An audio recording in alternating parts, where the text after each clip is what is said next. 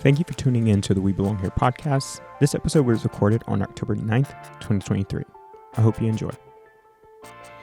Hey, this is Jason Hill on the We Belong Here podcast. Today, I'm with Megan Palmer. We are doing our third, I believe, edition of the Sunday Read. Megan, thank you so much for being here. How are you doing today?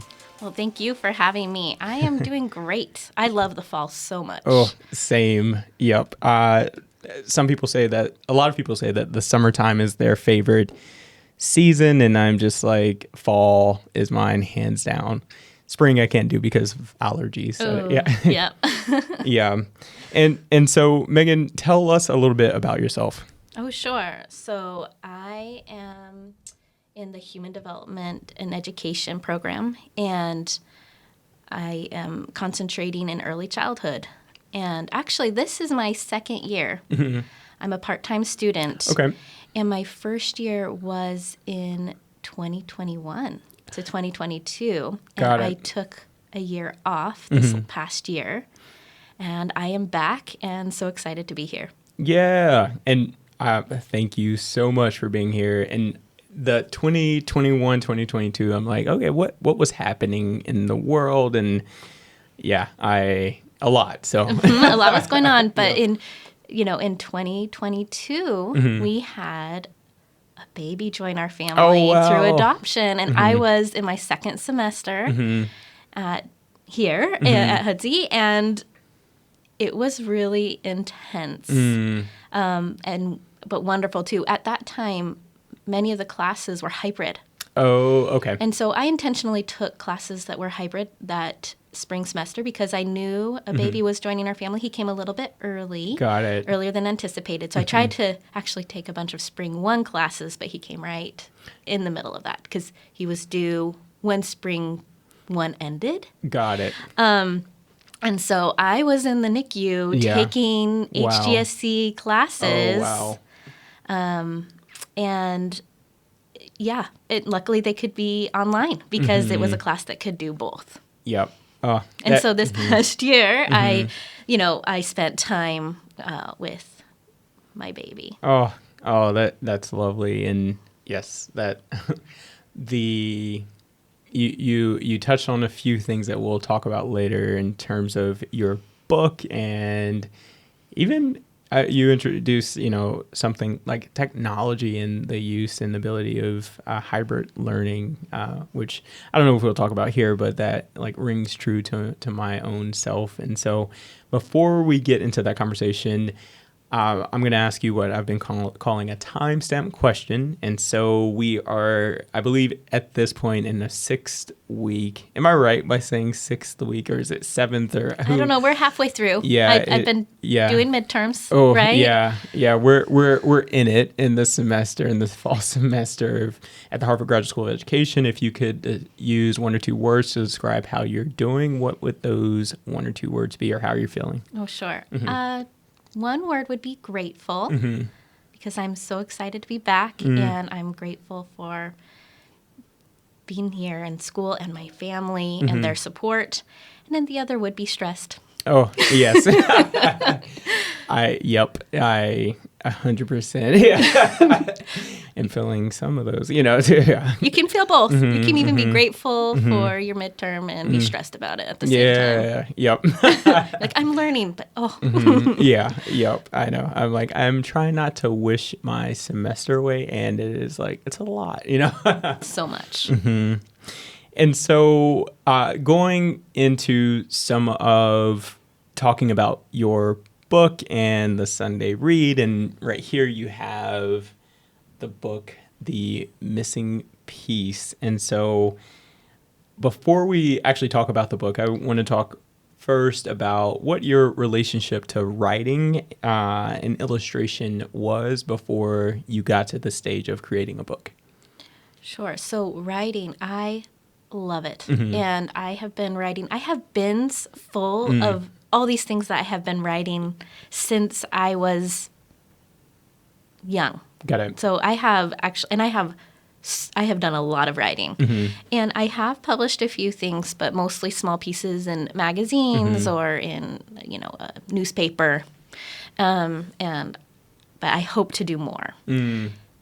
And so sounds like writing has been a part of your life. Was illustration a part of your life as well? And yeah, I So I didn't illustrate oh, this. okay. And I hired an illustrator. Okay. And her name is Emily Hurst Pritchett. Mm-hmm. And she is a published illustrator. And I picked her because of her ability to show connection through her illustrations. And I do have the ambition, not this year, but to learn how to illustrate. Because I would love to illustrate my own work. I do have a lot of feelings about art and drawing because most of my family, actually all of my sisters and my parents are really good artists. They're really good at drawing or painting and creating and just beautiful work. Yeah. And I've always been the one who drew something and they're like, what's that? And I'm like, abstract. okay. Yeah. It's a dog. Yeah. It's a dog. Can you see that? Yeah. And they're like, yeah. Got it. Yeah, that makes a ton of sense. I'm in the process of trying to learn how to do digital drawing for illustrations, and it is tough. So yeah, we'll talk more about that later because I want to learn about it. I think I'm learning. You're never too old to learn how to do these things, and I can let go of those past preconceived feelings and judgments of myself, and I think I can do it. Absolutely. And so it sounds like, well, with something you said earlier, you had published a few short pieces, and then you even knew to go through a published illustrator. Like, what was your relationship and experience with publishing itself before writing this book? Or did you learn as you go, like new things? Or how was that process? Well, I submitted, some poems and personal narratives. I haven't published anything for children yet. Got it. Even though that is actually what I want to do. But what usually comes out when I write, and this is actually written in rhyming form, is poetry. Yeah. So I submitted it, would work with an editor, and that is, for the most part, has been a positive experience. I had one experience that was a little bit tricky. Yeah. But most of the time it has been very positive to work with an editor and learn about how to improve my writing. And I think that's actually a big takeaway for me is that writing is not a solo process. Oh, wow. It is a communal process. I have a really great writers group that I joined last year. Oh, well. Yeah. I've been in a few other ones too, which were all incredible, depending on where I lived. Absolutely. And I appreciated them. And while I was writing this, they gave me such great feedback. And I kept sending it to them. I'm like, I'm so sorry, and they're like, no, it's okay. This is why we're here. Yep.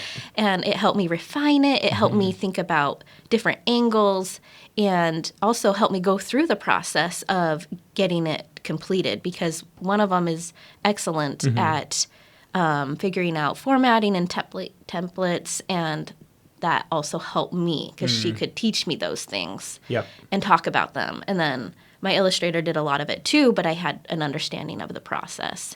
Absolutely.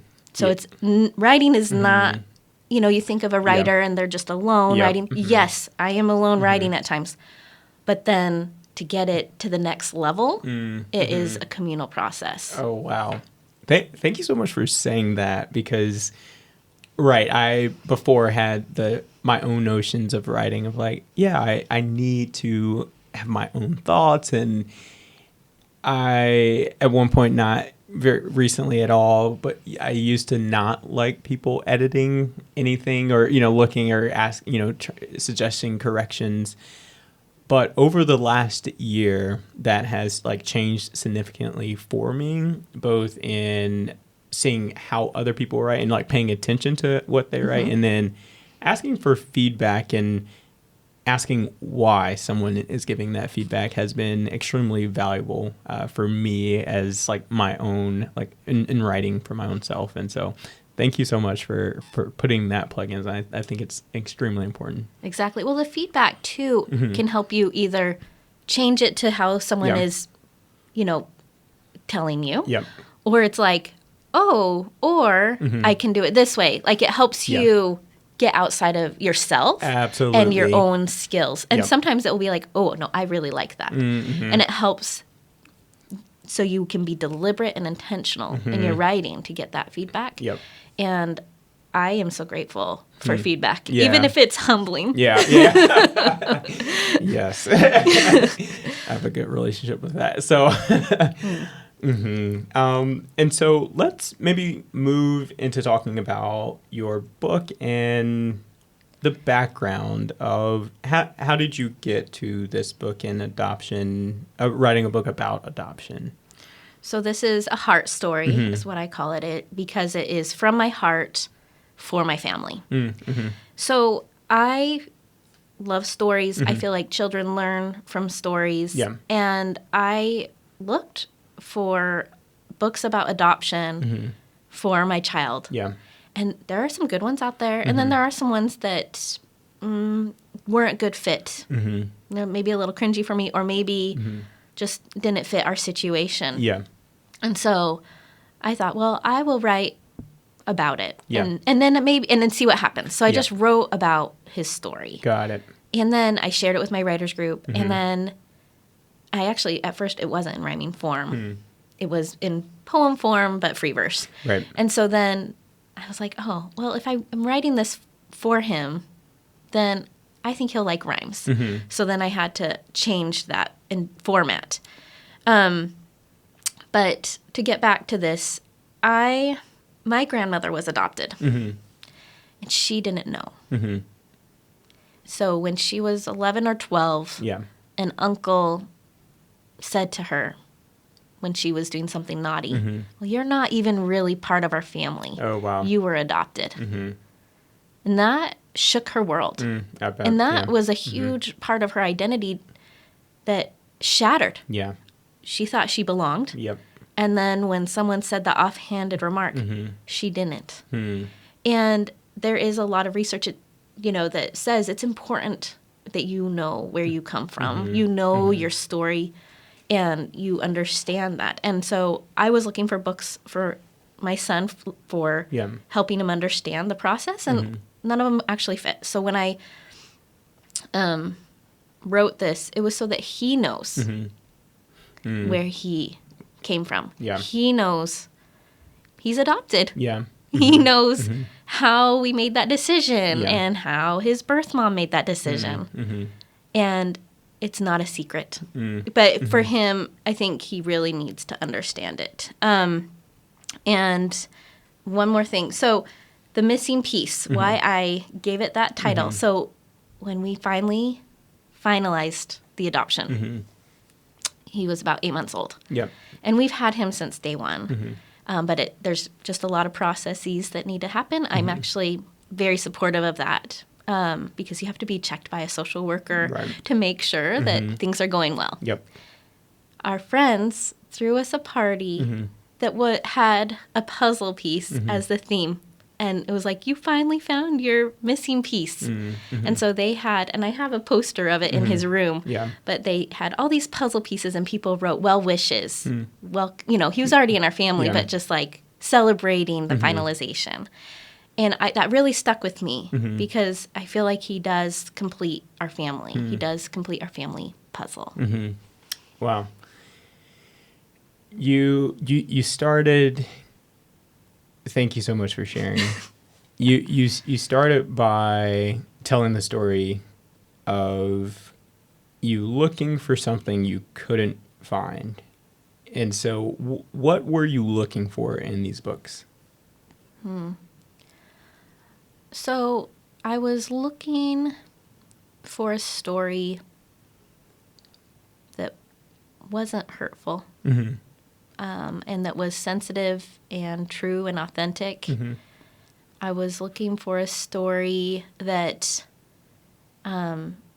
gave space to have feelings about it, but also a story that framed the narrative in a positive way. And I'm sure there's going to be times when he will be asking a lot of questions and the framing may be completely questioned at times, and I'm okay with that.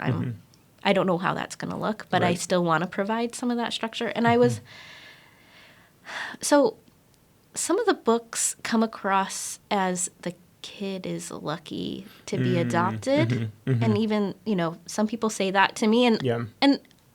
that's just considered not a helpful thing to Right. say. Yeah. So like I always respond, actually we're the lucky ones because we are. He didn't choose Right.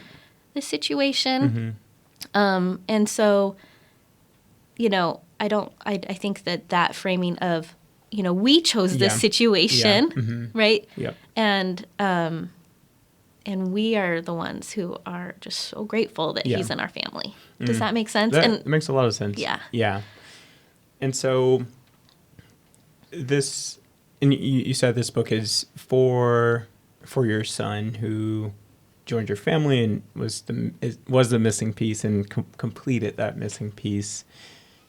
And in large sense, this book is for him, and it's going to be published. And so, who else is this book, or do you hope this book speaks to, or if someone was in your situation, who else do you imagine will pick up this book and say, like, this book should be a part of my own family as well?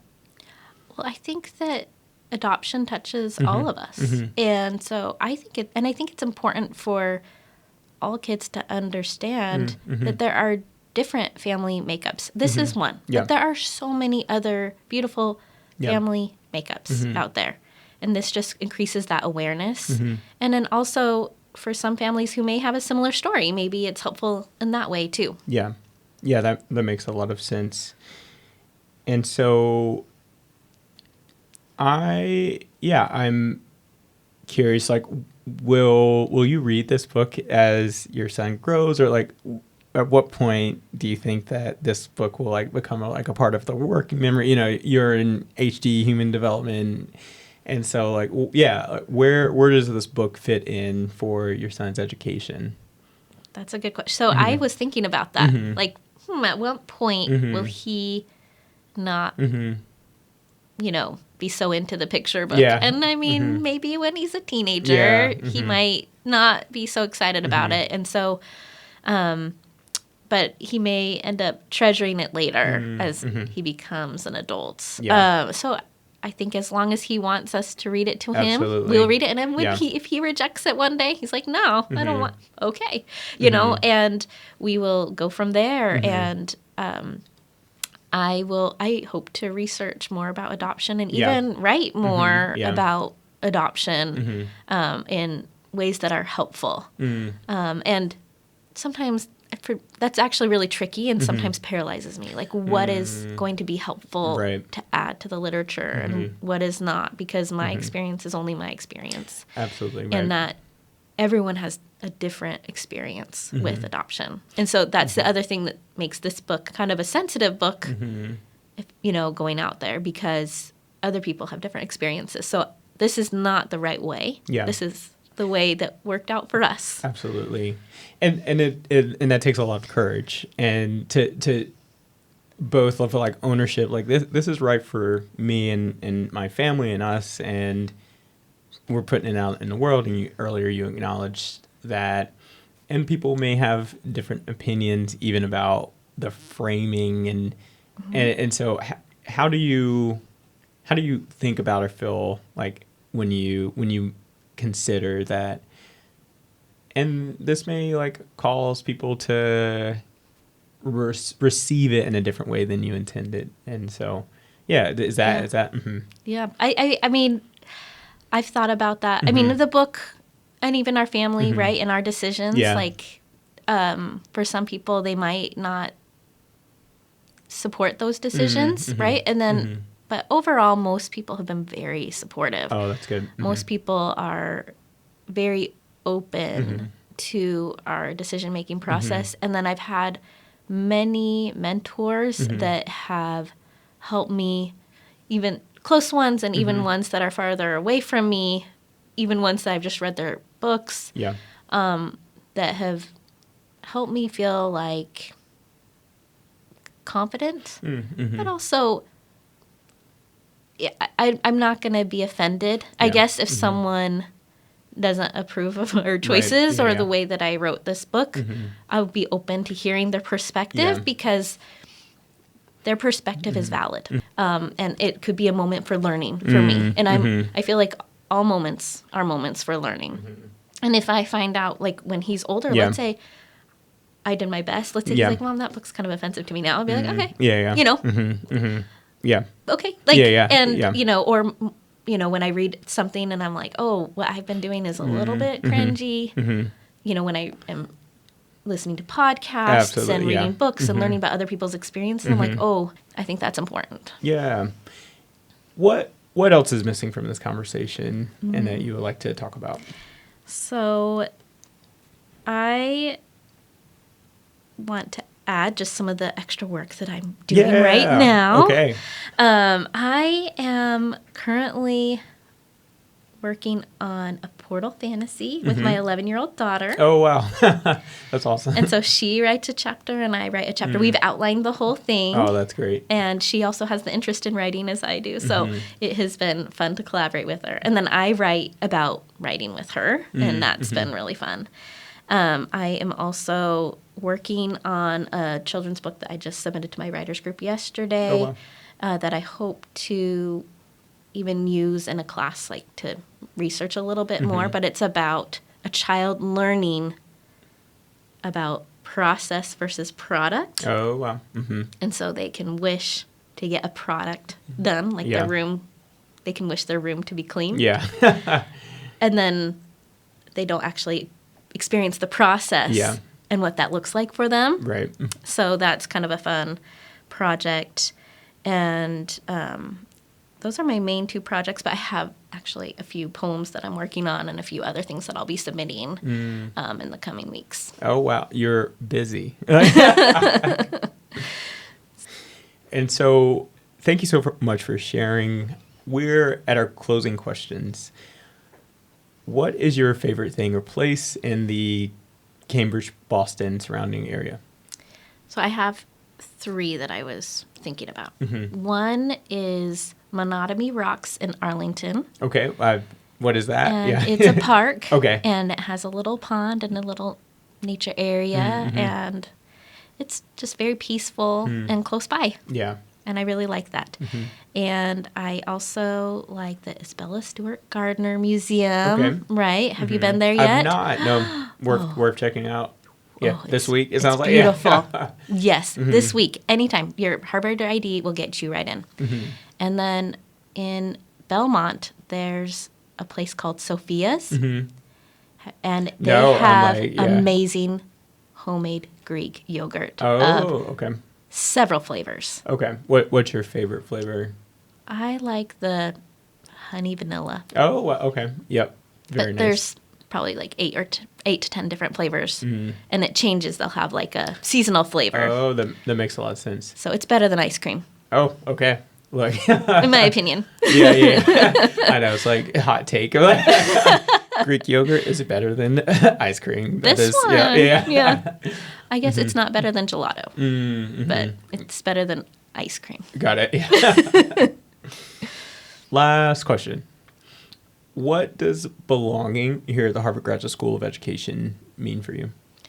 So I believe that a sense of belonging is incredibly important. And that's why I wrote this book, is to increase that for my kids and my family, is to help them feel that sense of belonging together.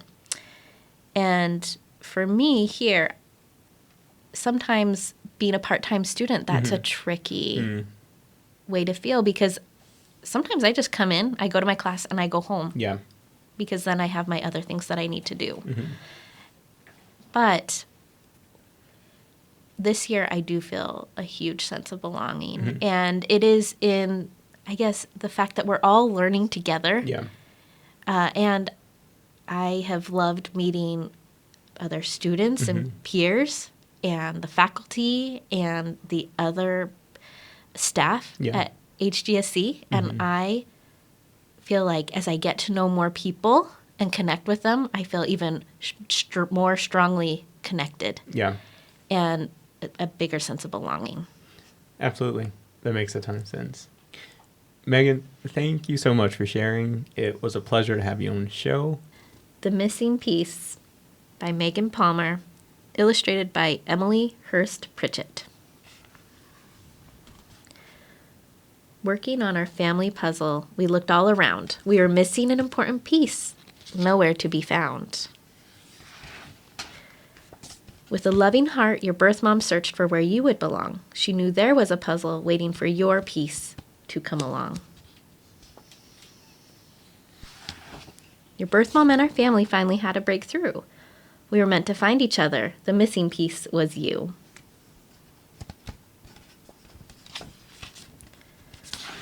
This is where we celebrate. You complete our family puzzle and our heart.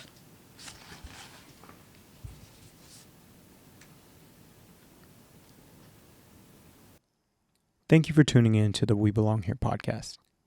If you would like to be a part of the show, please reach out. My email is jasonhill@gse.harvard.edu.